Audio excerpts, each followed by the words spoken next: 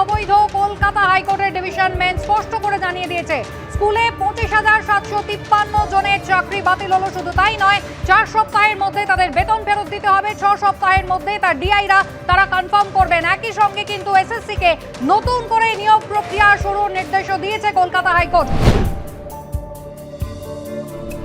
Rose Valley কাণ্ডে CBI এর হাতে গ্রেপ্তার সুদীপ বন্দ্যোপাধ্যায়। টানা 4.5 ঘন্টা জেরার পরে তাকে গ্রেপ্তার করা হয়। রোজভ্যালিতে টাকা রেখেছিলেন প্রায় 60 লাখ মানুষ, আর তাদের মোট আমানতের অঙ্কটা ছিল 3,000 কোটির আশপাশে। মন্ত্রী সাধন পান্ডের মেয়ে শ্রেয়া পান্ডের বিরুদ্ধে চার্জশিট জমা দিল সিবিআই। এই সাধন পান্ডের মেয়ে শ্রেয়া পান্ডের বিরুদ্ধে যেটা অভিযোগ, সিবিআই থেকে অভিযোগ যে রোজভ্যালি বিভিন্ন প্রজেক্টে কাজের বরাত নিয়েছে, কিন্তু তা তিনি সম্পূর্ণ করেনি বলে অভিযোগ।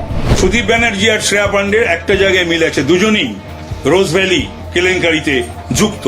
একজন বিলে আছে আর একজনের চার্জশিটে, সেটাও কিন্তু আমার হাতে আছে।